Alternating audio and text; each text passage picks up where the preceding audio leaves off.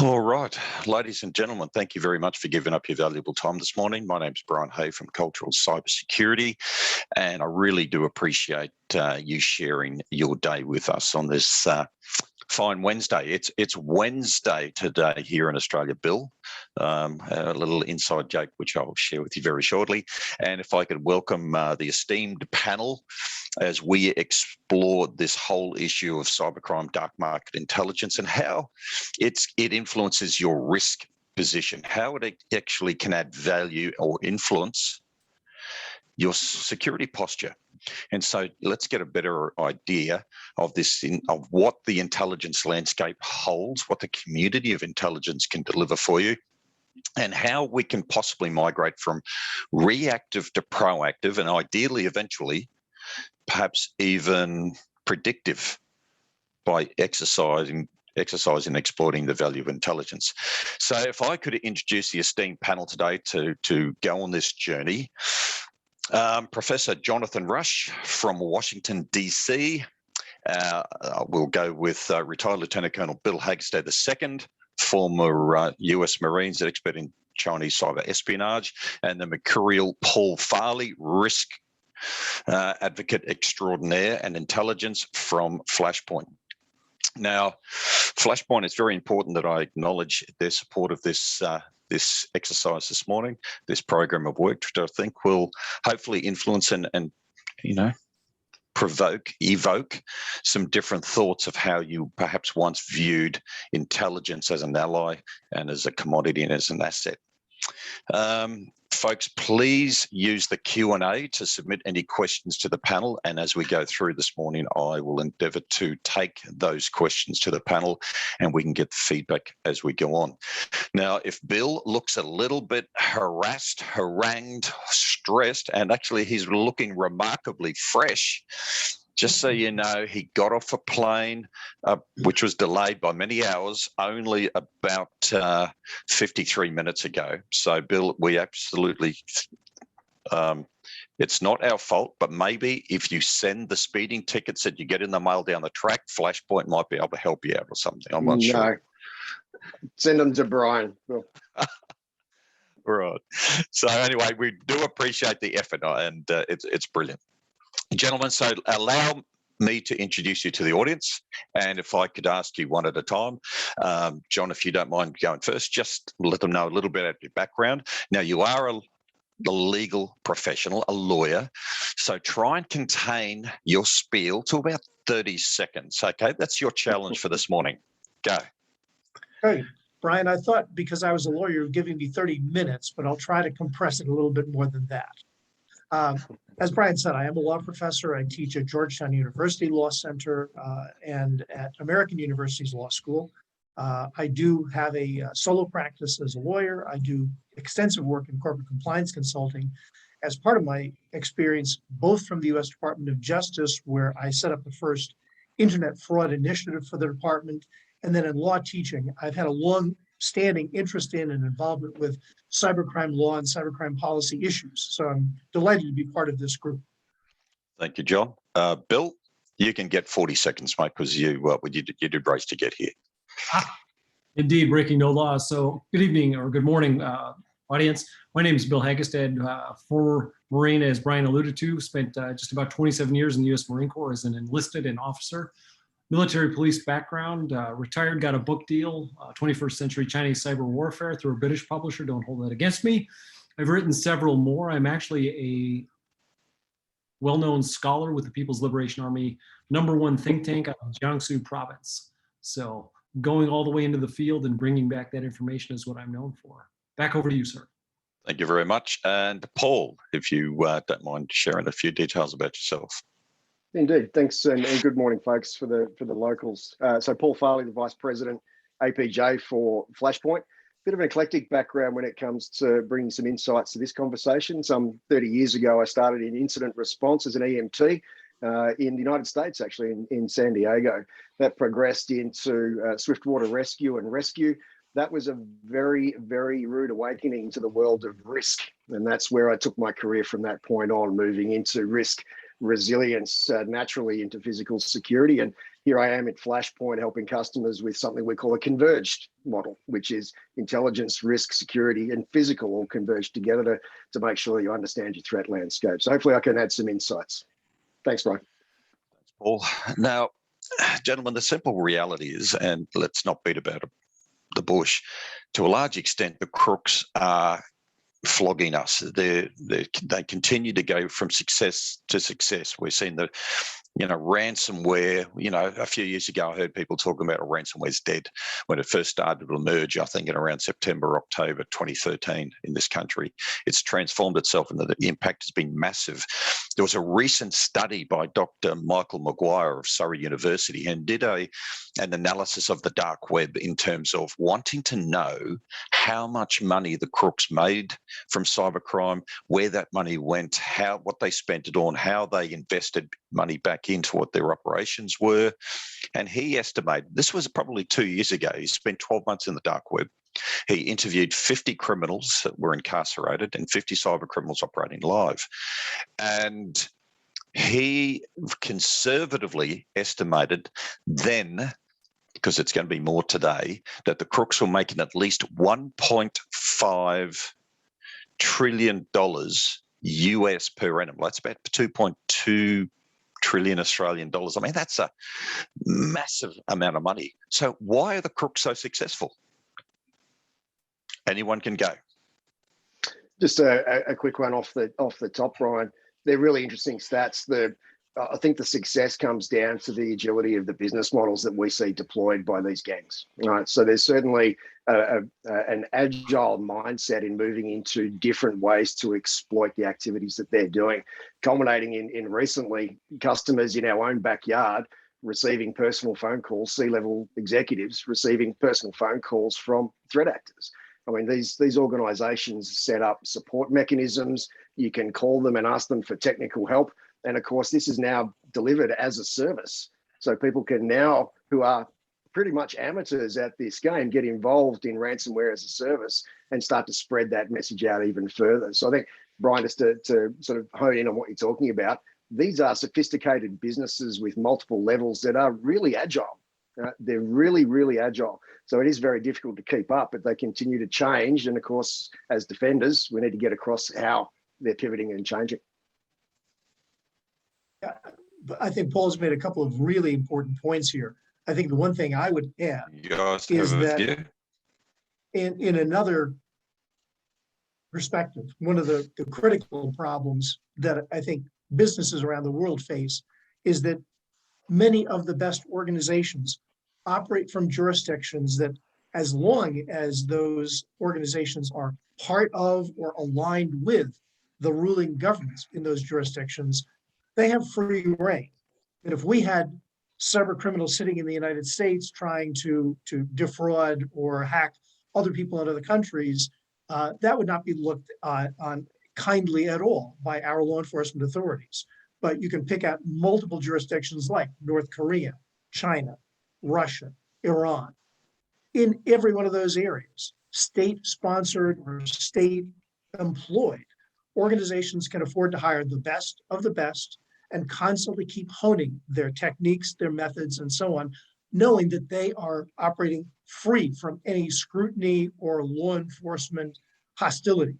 I think that makes an enormous difference in multiple jurisdictions around the world. Brian, I would echo what these two gentlemen are saying. A few years ago, I attended a Russian hacking conference. In I wouldn't use, mate, please don't use that term gentleman so loosely. You probably don't know these guys as well as I do, so I'm just putting it out there. And needless to say, I always have that respect for others. So about a few years ago, I was invited by the Ministry of Foreign Affairs, the Russian government, to attend a hacking conference. And it was very interesting because the polarity of internal hacking versus external hacking was front and center. Many of the individuals who were speakers, if you had the opportunity to bring their hides back, all of them were on the FBI's most wanted posters. I would be a bazillionaire. What's interesting was the introduction of offensive hacking cadre that some of these individuals who are in the dark markets that these gentlemen have talked about even gave the Russian government a little bit of a scare. So as long as these cadres, asymmetric in the advantage that they have, do not hack the Russian government, this will be true of the People's Republic of China, they're free to operate without any restrictions. So they're weapons free the whole time. However, I did see a couple of cases where these individuals made the mistake of crossing that line, and indeed they were dealt with very severely. So indeed, it is something we will have a tough challenge countering. So, Bill, are we in a war? Sir, we've been in a war since Xiao Liang and Wang Xiaosui wrote Unrestricted Warfare back in the late 80s. Yes, we are in a cyber war. The challenge is that there is no smoke. There's no plume trail from a precision-guided munition. The impact and effect to Australia and other countries is the fact that you will see burps and bubbles on the critical infrastructure, and those should send a signal to you that indeed they are probing us, not only from a nation-state sponsored perspective, but more affectionately looking at some of the weaknesses that these companies have, and therein lies the challenge. How do you identify what they're going after? So if we accept we're in a war, we war in so many different levels here. Let's get back. What's the art of war? Know the enemy, right? You know, it's been around for a long time. The first point of we're in a war, know the enemy. And it begs a question, do you think we've actually, and when we prepare our security defenses and our position and our posture, are we taking that into account sufficiently, do you think, in the Australian environment? Or any environment, doesn't have to be Australia. No? Brian, I would say that countries, you know, Australia, you know, the UK, New Zealand, Canada, Britain, America, at the national level, they are taking this seriously. I think the dilemma comes for the civilian companies, the commercial enterprises. Those, ladies and gentlemen, are doing the right thing, but they're behind the 8 ball because they can't possibly know who are the threat actors and what they're coming after. So they're doing a great job of defense, but in some regards, it needs to turn the page and look at an active defense, which is information collection, which leads to actionable results to shore up the defenses that they've already put in place. So it's not a castigation of anyone in any particular space, Australia or another country. It's really looking at how to support that interaction so they can be proactive and identify who the threat is and what they're coming after. So how critical? Yeah, go, Paul. I was going to say, Brian, that's a really good point, because we're working with customers that are consuming intelligence at multiple levels. So we've got C-level and sort of board members that are really hungry for strategic intelligence to understand what is happening in those types of environments, geopolitical, and some of the countries that we've mentioned there feature heavily in those. Who's applying sanctions and putting squeezes on certain geolocations, and what is the outcome of that? The tighter you squeeze, things fall through the cracks, right? And then we have customers that are consuming intelligence that are going all the way down to tactical stuff, and to Bill's point as well. How do we then take that and make that actionable? So I think the appetite is growing to understand the adversary that we're talking about, or the threat actors that we're talking about. But it's still quite a long way to go. We had a quick conversation earlier, and Jonathan and Brian were involved in that. Do we believe that the ExCo and the C-level executives within the corporate world actually truly understand their responsibilities and understand how they can enable their teams to respond effectively for this? So it is a big question to bite off. So, sorry, John, you go. I know you want to speak. I can see those lips ready to pounce. Yeah, I think Paul has touched on the concept of strategic versus tactical intelligence. And I think one of the problems that certainly I've seen from my own dealings with US companies and looking at some of the major and attacks have been successfully launched against US companies.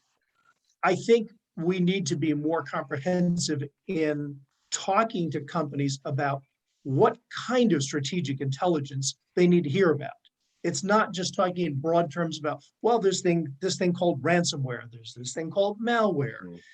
You have to get much more granular and much more comprehensive so that people understand, maybe in contrast to some other major risk areas for companies where they know, oh, if we're worried about corruption, we have to be kind of periodic in our risk assessments, and we periodically tweak this or that. In the cyber world, you have to be thinking 24/7, 365 to monitor all of the nuances of what's happening, even at a strategic level. understanding which groups are using the latest techniques, how they're changing in terms of their own sharing of information, what kinds of techniques seem to be effective. And even on a strategic intelligence level, I think we ought to be distinguishing between just strategic intelligence that can help with purely reactive functions and think much more about strategic intelligence that helps us better to anticipate, to plan and prepare defenses. And unfortunately, at least from what I've seen, a lot of companies, not just in Australia, certainly in my own experience in the US, are still woefully behind that curve and don't even understand that they need to know these things to protect their enterprises. Do you think Brian, sorry, go ahead. Bill? Go ahead. No, please. What you've got to say is far more important than what I was going to say. Oh my gosh, what the heck? Hey, so gentlemen, we are on the eve of Hacker Summer Camp.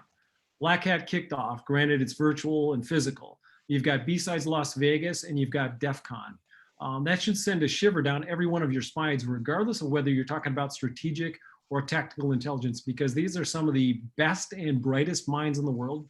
Granted, they don't look like us, but they don't really care because they sit behind a keyboard on some other part of the earth and they look for weaknesses to exploit in a variety of systems at the tactical level. Those exploits, to John's point, is that it really eventually is going to bubble up as reputational or legal damage to the C-suite. But really where it becomes the most effective is understanding what these hackers are looking at in the form of the different talks and where they're looking for exploits. And it's right there in plain English. Granted, it's a variety of different nation states that are sending hackers to these virtually or physically, but it is a playground for us to take a look at where to get additional tactical intelligence that can plus up and support some of those strategic decisions. Bill, if your mission is to attack a target, what's one of the first things you would do? Look for weaknesses. So that by undertaking intelligence gathering. Know my adversary better than I know myself. In fact, go down the path of understanding what makes them afraid and then figure out how to keep them awake at night.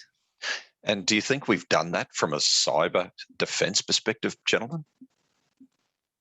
Because in my view, and please challenge me on this, but I got this strong feeling that we've focused so much on the technology stack, we've ignored the fundamental threat, which is the human, the threat actor themselves, the organized crime entity, the nation sponsor entity, the lone wolf entity, the hacktivist entity.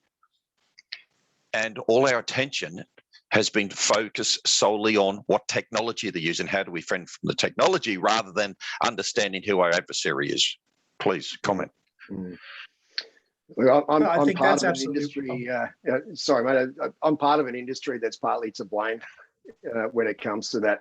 I remember walking the floor at RSA conference in San Francisco when it was still going on, and walking that floor with the CISO who said, "I don't understand what we're trying to do here, because there are magic tools with magic buttons that are spoon feeding people and giving a false sense of security. And what's essentially happening is people are buying the new shiny toy. They're plugging that into an environment and they're thinking that there's some kind of red, amber, green light that's going to come up about security.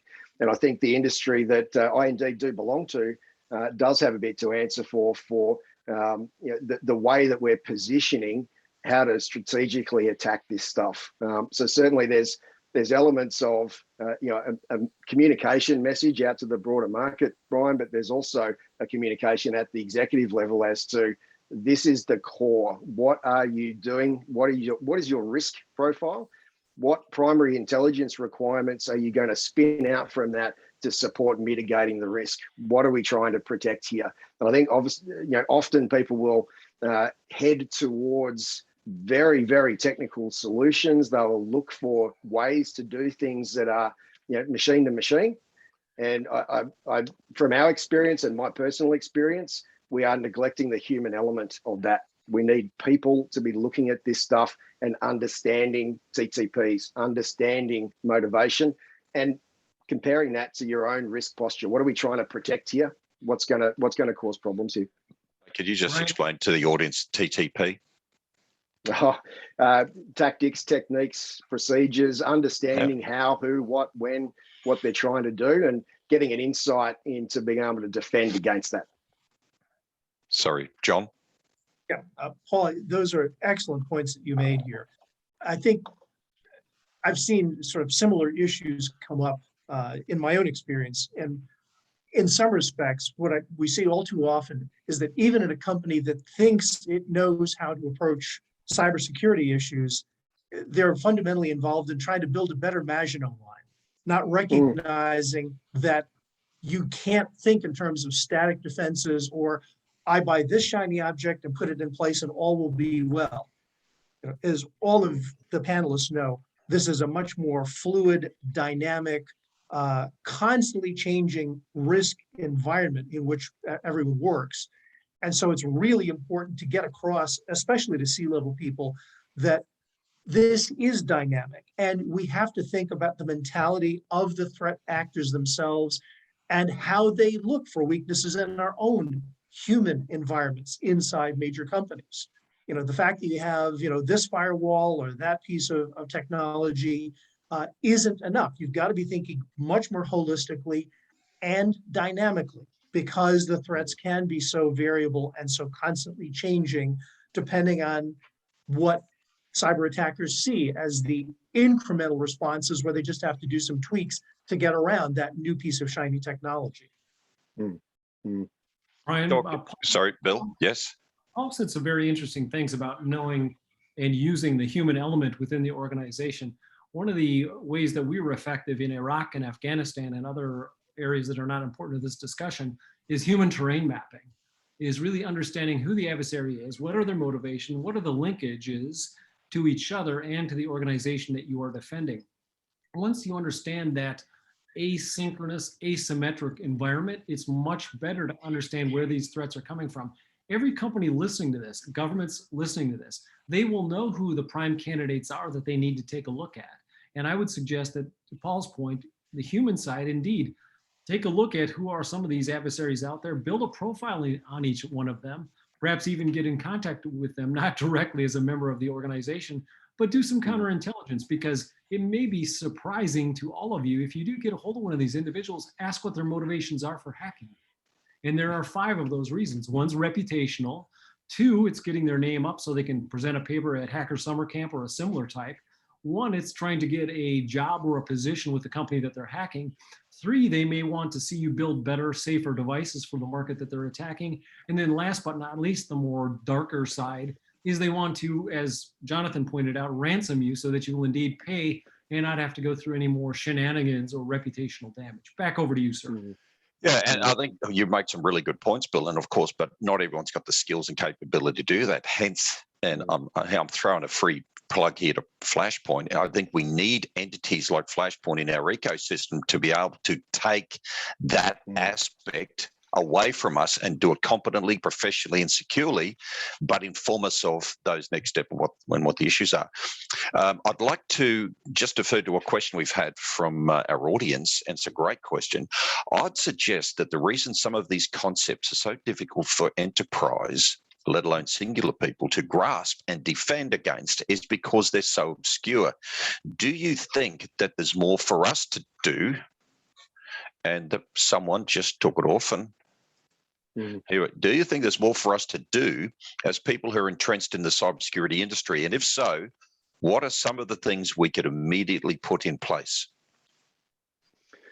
Following on from the point we had before, Brian, there's probably a logical one here. There's some really simple insights. If we look at, let's take vulnerabilities as an example.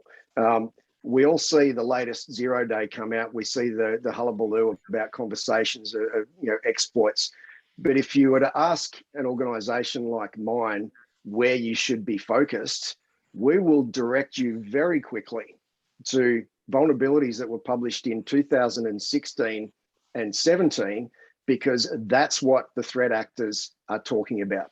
That's what the threat actors are doing from a proof of concept perspective.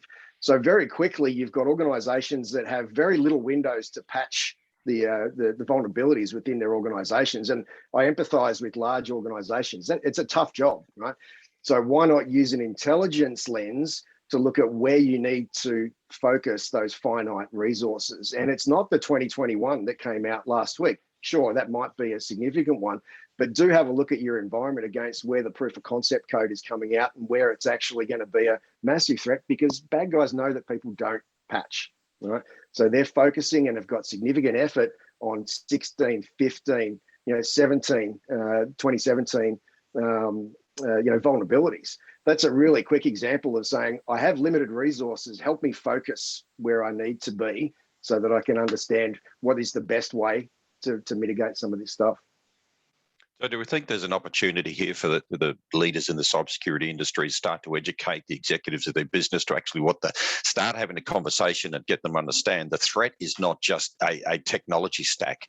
The threat is manifests itself as a consequence of these scumbag pieces of crap targeting entities and countries and our organizations using technology as the tool and start to actually put a face and a picture around the threat, which actually has a human head on top of a pedestal. Maybe pedestal's the wrong word. A stake might be better. I'm not sure. Thoughts, guys? Yeah, we agree. You go, John. Well, you're about to say, Brian, that's the smartest thing you've ever said. No. Well, of the many smart things you have said, Brian, this is certainly one. Yeah, I was thinking that having worked in a large corporate environment at some point in my past, I think one of the problems that a lot of companies face is that they're not based on a single smoothly functioning enterprise-wide system of cyber defenses. So companies grow by acquisition. And what often happens, it's true on the business side, it's true on the admin side, and certainly true on the cyber side.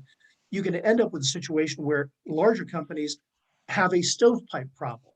Like they've got legacy technology from this company that they acquired, legacy technology from this other, different operating systems, all kinds of things that make the task of having a well-blended and smoothly functioning enterprise-wide cybersecurity system really difficult. I think it's also incumbent on CISOs and to some degree on chief legal officers in companies to recognize that that's something that CEOs and boards need to understand. You can say, look, whatever else we have going here, we acquired company X and, yes, they're going to continue to do business in this market, that market. We have to get our act together here. We can't sit by and think, well, in the fullness of time, we'll be able to plug all the gaps. We'll do the patching. People have to be thinking about how you make this a top-down commitment to a thoroughly integrated system of cyber defenses. And I think, unfortunately, there are a fair share of companies that don't think that way because they're not tuned to thinking about cybersecurity as a prime risk area. They're thinking more in terms of, well, okay, now we've got to integrate this, or we've got to change our compliance programs to do this and that and the other. And I do think that's a genuine problem in lots of companies and lots of sectors these days. So yeah, just picking up on that, Jonathan, that governments and regulators are creating instruments to force that at the moment. We're seeing that with things like 234 and others, but certainly if directors, office holders, C-level suite are not seeing the indicators here, the governments of the world, particularly in your space and my space, are starting to put legislative instruments in to make people accountable for this stuff. So they should be sitting up and taking a bit more notice, I think. So that goes to an interesting point. The position is trying to get organisations to baseline their risk. And you mentioned the word risk before, Paul. And let me ask this question. How can you inform your risk position if you don't have all the key information? And are you heading towards informing your risk position with intelligence? Well, how can you possibly do it without intelligence? If you're not doing it with intelligence, you're not actually looking at your threat environment. You're only looking at your internal side of what information you've got access to. Unless you're proactively scouring, looking for the behaviors, the attributes, the signs, the warnings, the indicators of what your threats, your entity, your people, your threat people are doing, how can you possibly know what your risk is going to be to any great extent? let's avoid the compliance conversation, because all the legislation does is drive a compliance mentality. I'm not against legislation, don't get me wrong, but I think we have a responsibility to evolve our thinking beyond compliance. Yeah, at the same time though, Brian, I would say from a corporate perspective, compliance is sometimes the stick that you can use to pound things in and say, not just we should do it because we need to be better protected. It's like, here are really bad things that can happen from just very tiny vulnerabilities that exist here or there. So I think you're absolutely right. Compliance shouldn't be the issue that drives the whole discussion. Sure.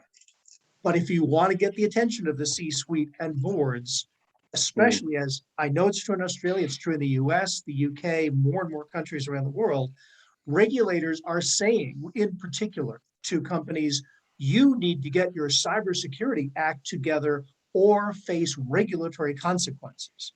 So I think your point's well taken, Brian. Compliance shouldn't be the starting and ending point for the discussion, but it might be the way to get a foot in the door if you're that CISO who needs to kind of get the attention of the C-suite, the rest of the C-suite, and kind of shake them by the lapels to say, this is really important because there are really significant consequences, not just the loss to us, but the ripple effect that comes from our inability to show that we had reasonable measures in place and took a really forward-looking posture to try to better our cybersecurity setup. I love the fact you said trying to have a forward-looking posture, but what we do see too often is that organisations, and look, I support legislative reform. I'm not against it. I think we need it for that baseline, but too often compliance becomes the ceiling rather than the floor where it's meant to be. And it then sort of, and there's an interesting response to that, right? I'm not aware of, and Paul, you've got a good handle this environment. Are you aware of any compliance process, legislation, regulation that requires an organisation to get a strategic intelligence assessment on their threats? No, the closest, I do get a lot of questions around 234, around security intelligence and being across changes in your threat landscape. It's obscure enough that it's telling people to make sure they understand the environment that they're operating in, but it stops short of giving anybody any specific direction on how to do that. Just on risk registers and things, I think the legacy for boards and committees around identifying risk and reporting that back to the business was indeed whether it was qualitative or quantitative, it was a magic art that people were putting together to make sure that board members were comfortable with the operations that they were sitting on top of. But now if a risk register is out of sync with what's happening in the real world, those board members are going to get a nasty shock when the regulators come knocking. Yeah. Look, the one thing I'd like to point out, and all three of you failed on this morning. Okay, failed misery. On one of my first questions, why are the criminals so successful? No one's talked about they share intelligence very well and they share information, but so consider yourselves gently smacked. Now, they do it brilliantly, on that point, right? Brian. No, there's no seconds, mate. There's no seconds. There is, because Jonathan actually made the point about silos, right? And siloed operations within our customers is one of the biggest challenges we have, and that is exactly to information sharing and cross-pollination, my friend. Right, 100%. But there's two silos. There's the internal and there's the external by industry, right? And the crooks actually do both of those things very well, because we've just got a question and it goes hard. Now, I might put something on you, Paul, and this is not pre-orchestrated, but let's go into this journey here. Look out. And the question is there an opportunity for organisations with finite resources, even those that are normally competitors in business, to collaborate in cybersecurity? Absolutely. There's multiple avenues for that. There's government supported ones, ACSC, JCSC, those types of environments where you can consume and share. From our perspective, our customer base collaborates with each other on a daily basis, sharing IOCs, sharing information. Has anybody seen this hitting their environment? Can you send me a note and tell me if you see that? So the collaboration can be accessed in these types of environments. And we work really closely with organizations that are consuming intelligence from places like Flashpoint. There's organizations that are sovereign based like CyberMerc who do information sharing beautifully.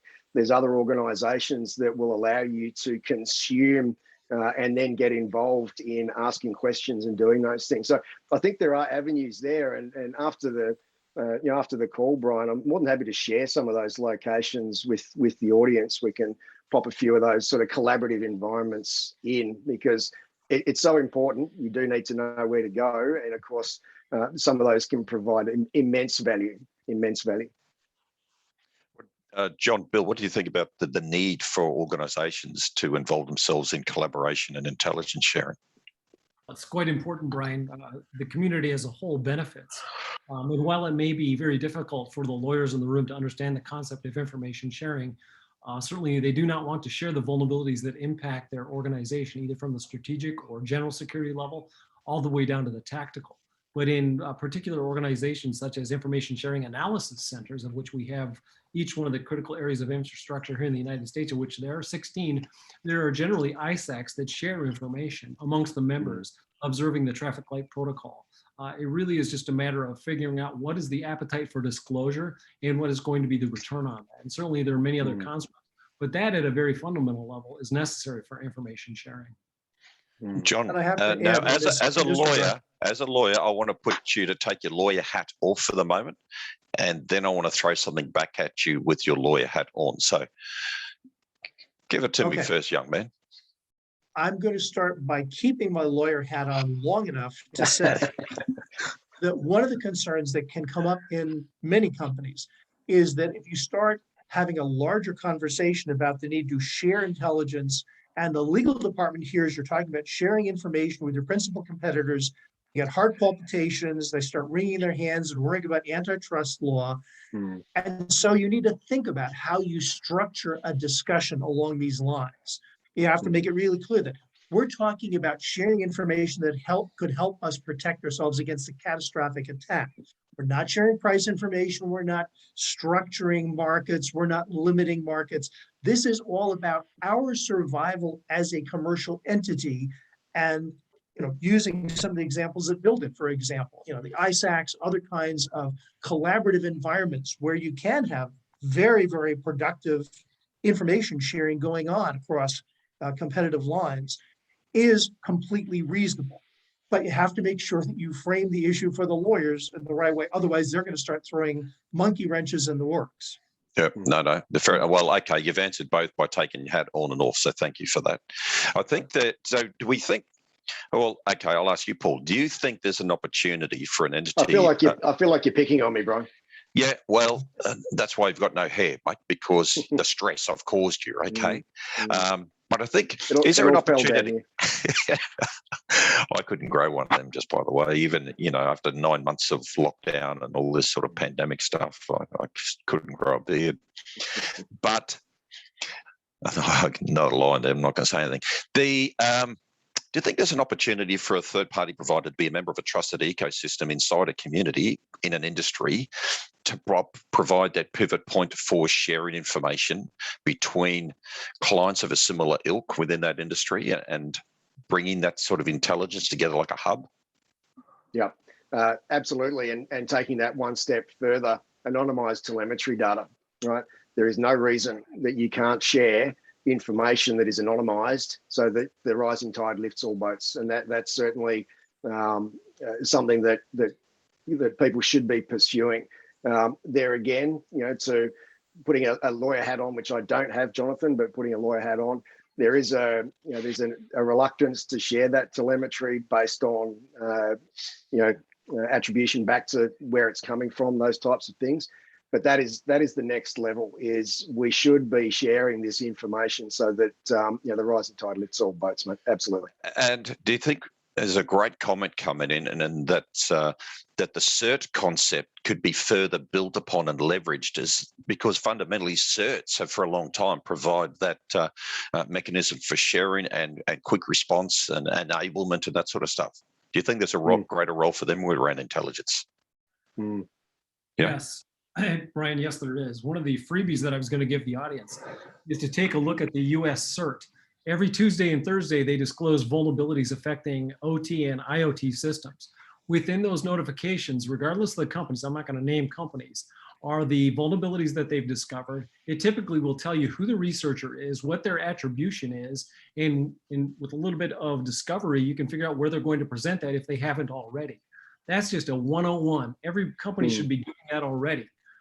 You could have one person do it as a half FTE, you'd still come out ahead of where they are now. And then if you look at the other certs around the world, they will rebroadcast, republish what the US cert puts out. Not to dismantle or disgrade the OSCERT, which is a fantastic organization. Every geographical entity will have its own flavor of the week. And to take a look at those is a great way to start to understand who is coming after similar technologies. Think, for example, imagine company A has just purchased a particular type of PLC system, and suddenly that PLC system comes up with a 10.0 common vulnerability score on it. And it was just announced by somebody in Russia through coordination with our cert, and then the US cert republishes it. You have got a gold mine of information in terms of who to focus your efforts on, in terms of what the threat surface is that you're going to develop. It is a freebie, and it takes a little bit of work, but it's not hard. Okay. We've actually got another question, and I'm going to ask it now, even though it's a little bit off point, because it leads me into another question that I'll ask you, good gentlemen.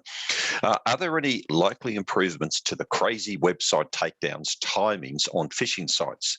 It can take weeks to get a site capturing data like card data, particularly when they're using your trademark and content, and then performing fraud using this data.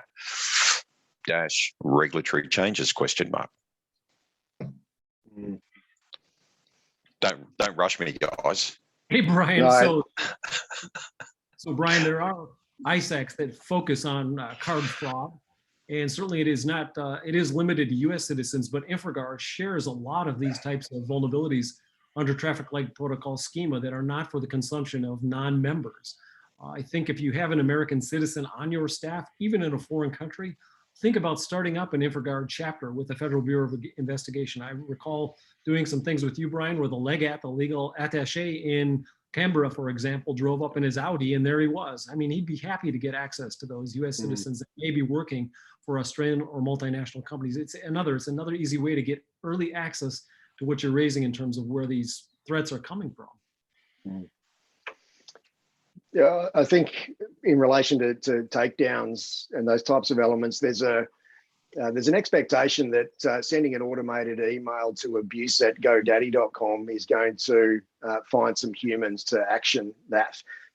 Certainly, we've found that, again, I keep coming back to the human element. Having a partner that's got relationships and the ability to drive this stuff at a human level is very, very valuable, because the amount of, let's call it, spoofed websites, domain squatting, this is pretty prevalent and has been for a while. And a small confession, back before the Australian domain registrars were a little more militant about using domain names and putting an extension on the end, there's a good little business there in basically taking US-based sites and adding a .au at the end of it, and then redirecting traffic wherever you'd like. Now, they're tightening that up at the moment. So I found that out the hard way. I probably confessed a little bit too much there.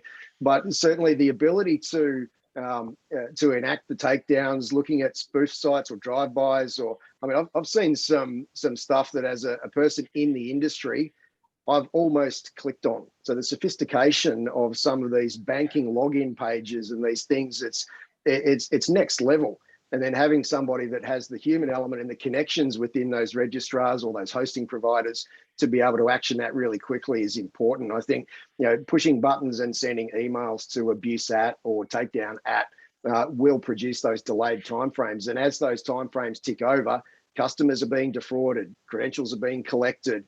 They're basically starting that process of either an account takeover or some sort of nefarious activity. So I do empathize that speed is of the essence. I think getting some humans involved with relationships into those environments can help.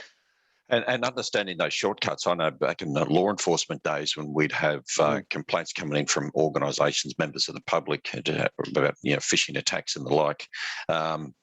that's where Cert stood up to the fore and were absolutely brilliant. And Cert was more enabled and geared in that environment. Get on the phone, have a chat to them, and they would have. We had things taken down within 24 hours because of leveraging their network, their relationships, and their global reach.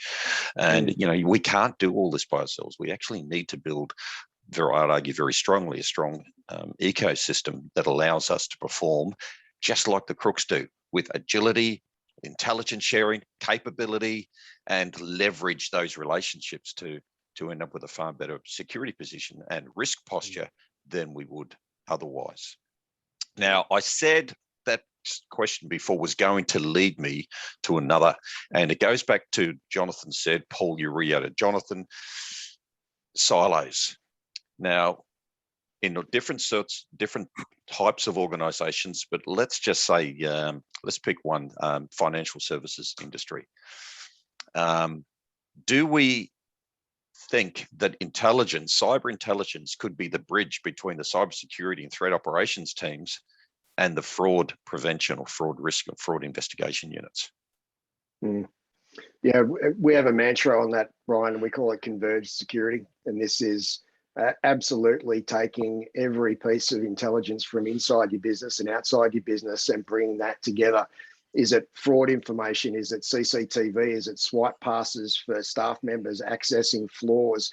Is it logs internally? Is it external intelligence about insiders, advertising their ability to facilitate frauds? Bringing that into a converged model, which is pretty unique still in the Australian environment in particular. There's some organisations that do it really well, and they bring that in under the guise of a CSO rather than a CISO, and they're getting really good inputs from different parts of the business to inform their risk, because often the threats are moving in between physical and cyber worlds now. So certainly being able to keep across that. We've spoken at length with customers about a converged model that will bring benefits to an organisation trying to mitigate risk in that.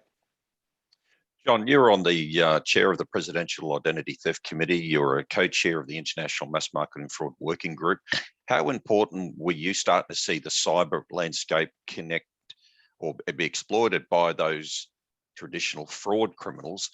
And that convergence factor is a time we actually emulated the same thing. I'd say a couple of things, Brian. First of all, in some ways, there's a part of me that doesn't want to label the intelligence we're talking about as just cyber intelligence. Here's what I mean. The intelligence that, for example, a sanctions group within that global financial institution may be picking up about, key threat actors who have been identified and are subject to international sanctions may be really relevant, so that the information security team is aware that there are other inputs from other parts of the business that may be relevant to their developing that kind of holistic approach to intelligence.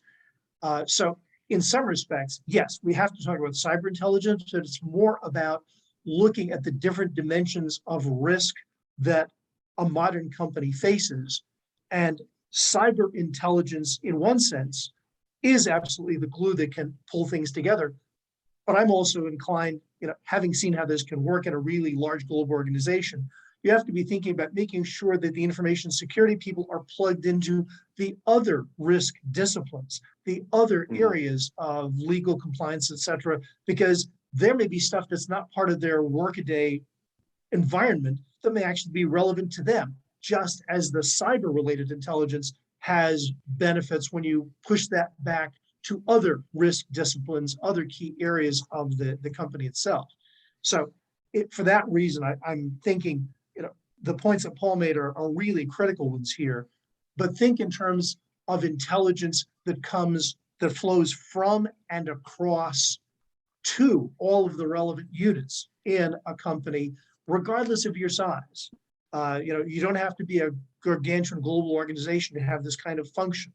And having the ability to know that the information flows everywhere it needs to flow, and everybody feels empowered and encouraged to share what they have, that actually, I think, creates even bigger benefits for information security teams, just as it does for the other disciplines who may not know a lot about cyber, but they know their spaces. And the more that everybody talks to each other, has confidence in each other, shares within the organization, as well as shares with their counterparts, or even competitors outside the organization, is really important to have those kind of truly holistic intelligence. It's interesting, when I talk about cyber intelligence, I talk about intelligence that emanates from the cyber field, not intelligence that is purely technical or cyber related. So it's interesting, and there's some other, no doubt, the interpretive barriers we need to break down. Gentlemen, if I could actually just skew away on a different point for the moment. In recent times, relatively recent, in Australia here, we've seen the emergence of CPS 234, which provides a lot of accountability and responsibility attributed to the executive and the board members for cybersecurity for the organisations to which the legislation applies. So I want to now talk, one of the areas that addressed was said that you cannot devolve your risk, and your third-party providers, you are responsible for security of data that is held with those entities. And this is, driven off a flurry of activities, and organizations may get an audit once a year to say this certificate says I'm safe, sort of thing. How critical do you think, or how telling could the advent of intelligence provide a surety for your third-party supply chain? Paul, I'm sure you're chomping at the bit to answer this one.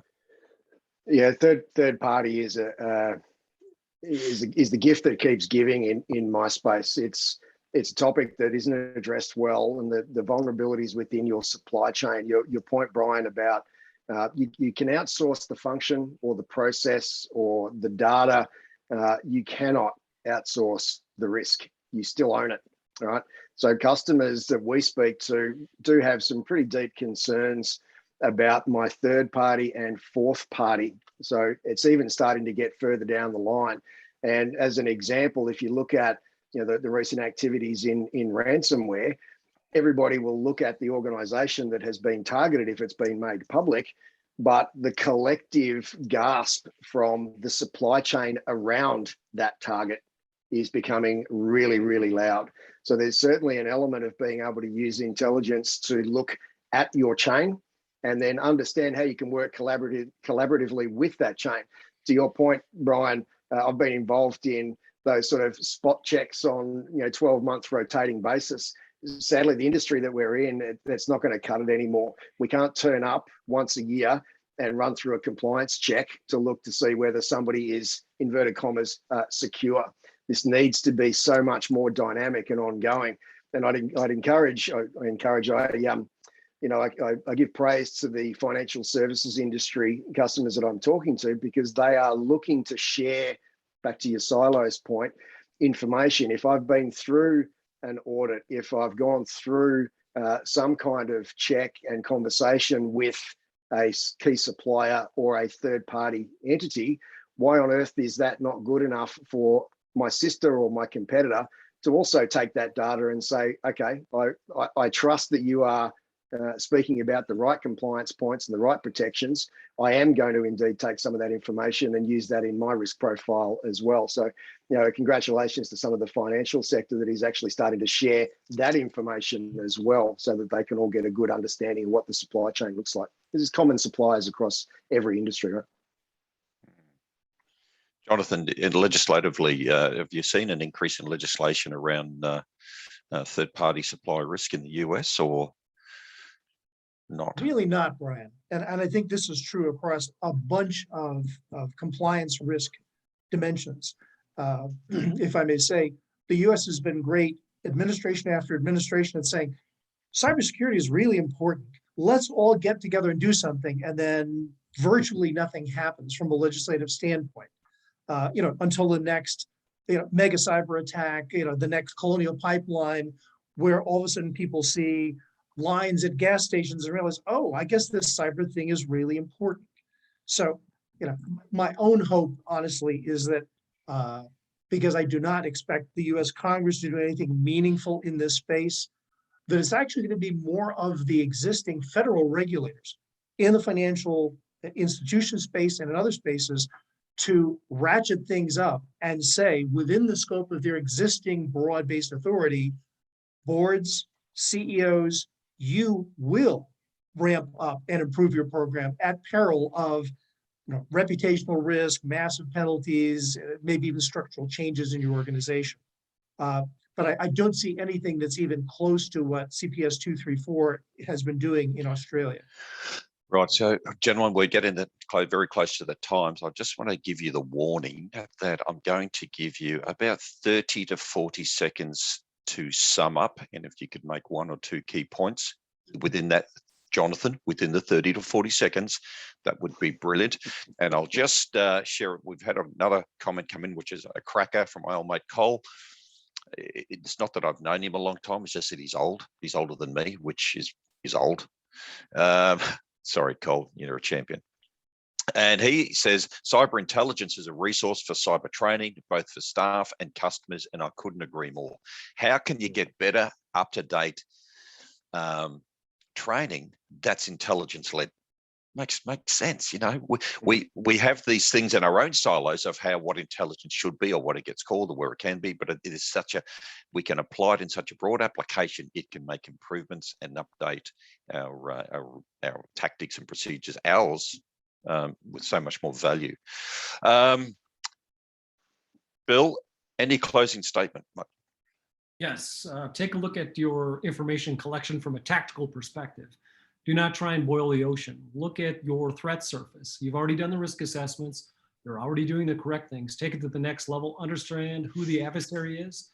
Look for partners that can enrich that data, plus it up with human terrain mapping exercises, and then carry on with the day. It is not easy, trust me. It is something that you will have to work at and practice. Back over to you, Brian.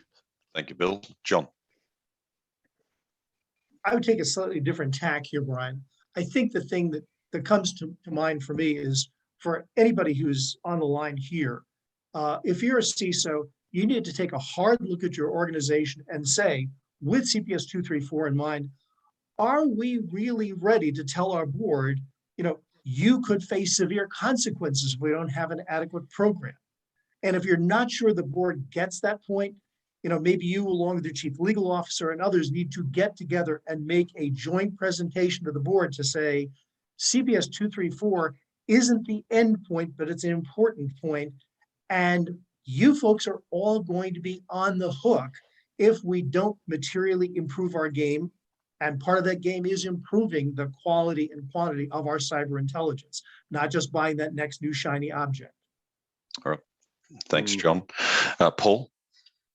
Yeah, look, Brian, I'll pump up your tires with a quick example from, let's call it 6 months ago, where this is a classic example of using intelligence. Seeing intelligence coming from a different geography in a similar, vertical, healthcare, looking at what happened in that environment and then taking it into your environment and understanding what would happen if that came our way, right?